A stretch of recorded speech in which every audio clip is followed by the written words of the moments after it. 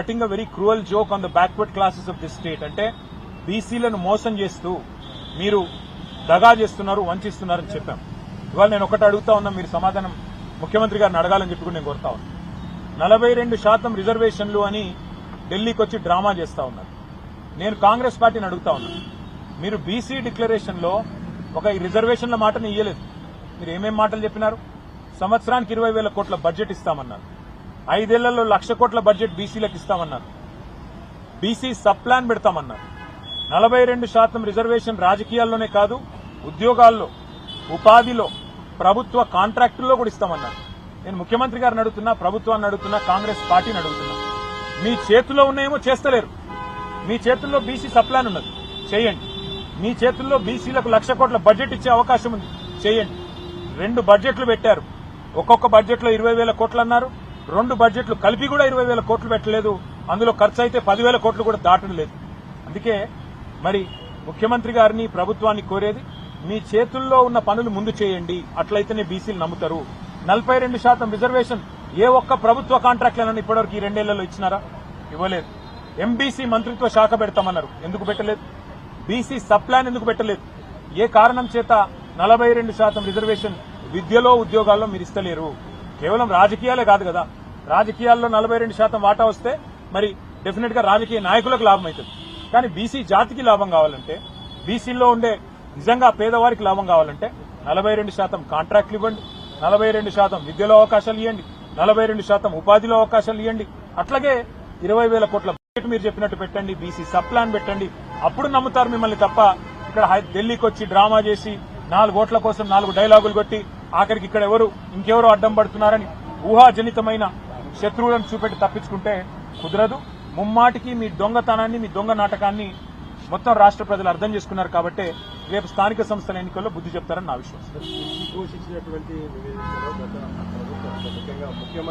అదంతా గ్యాస్, అందులో ఉన్నది ట్రాష్ తప్ప ఏమీ లేదు. 655 పేజీల నివేదికను 60 పేజీల కుదించడంలోనే వాళ్ళ భాగవతం అర్థమవుతుంది. అంటే 600 పేజీలు వాళ్ళకి ఇష్టం లేని ఉన్నాయి, 60 పేజీలు వాళ్ళకి ఇష్టం ఉన్నవి ఉన్నాయి కాబట్టి వాటిని చూపెట్టే ప్రయత్నం చేస్తా ఉన్నారు.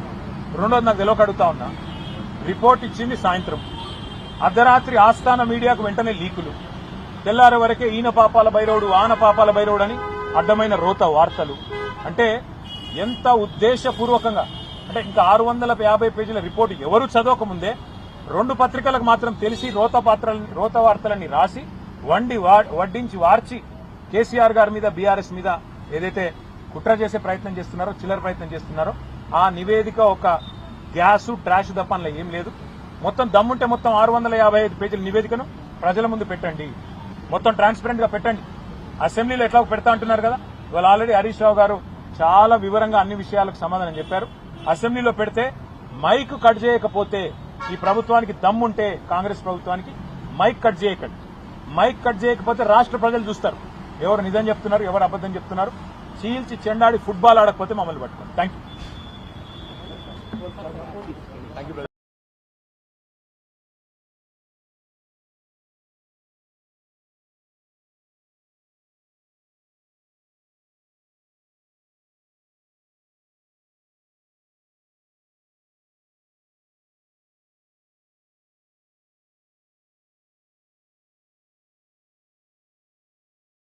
పార్టీకి కూడా భాగస్వామ్యం కల్పించినట్టయితే ఏ ఓట్లు పోతున్నాయి, ఎందుకు పోతున్నాయి అనే లిస్టు అవసరమైతే అక్కడికక్కడే డిస్ప్లే చేయగలిగితే పంచాయతీ ఉండదని చెప్పి వారికి చెప్పాము. వారేమన్నారంటే పార్లమెంట్ లో గొడవ చేయడం కాదు, వాళ్ళందరినీ వచ్చి మాకు కూడా చెప్పమనండి, మేమేం తప్పు చేస్తున్నామో చెప్పమనండి, మేము కూడా చెప్తాము సమాధానం. అంతేగాని మమ్మల్ని బయట పోవడం లేదు అనే అభిప్రాయం ఉంటే అది ప్రజాస్వామ్యానికి చేటు. కాబట్టి మరి ఎలక్ట్రానిక్ ఓటింగ్ మెషిన్లను పక్కన పెట్టి తిరిగి పేపర్ బ్యాలెట్ నే తీసుకోవాలని చెప్పి ఇవాళ మేము మా పార్టీ తరఫున ఎలక్షన్ కమిషన్ కోరాము. ఆ ప్రాసెస్ కూడా మళ్ళీ తిరిగి పేపర్ బ్యాలెట్ ప్రవేశపెట్టే ప్రాసెస్ కూడా బీహార్ ఎన్నికల నుంచే ప్రారంభించండి. నవంబర్లో జరగాల్సిన బీహార్ ఎన్నికల్లోనే తిరిగి పేపర్ బ్యాలెట్ ప్రవేశపెట్టండి. ఆ తర్వాత వచ్చే సాధారణ ఎన్నికల్లో కూడా ఖచ్చితంగా మళ్ళీ పేపర్ బ్యాలెట్తోనే నిర్వహించాలని చెప్పి కూడా మా పార్టీ తరఫున కుండబద్దలు కొట్టినట్టుగా మా అభిప్రాయం చెప్పారు. అట్లాగే ఎన్నికల్లో పార్టీలు ఇచ్చే హామీ, ఎన్నికల్లో పార్టీలు ఇచ్చే అడ్డగోలు వాగ్దానాలు, ఈరోజు తెలంగాణనే ఎగ్జాంపుల్గా తీసుకుంటే కాంగ్రెస్ పార్టీ ప్రజలకు అరిచేతిలో వైకుంఠం చూపెట్టి 420 హామీలు ఇచ్చి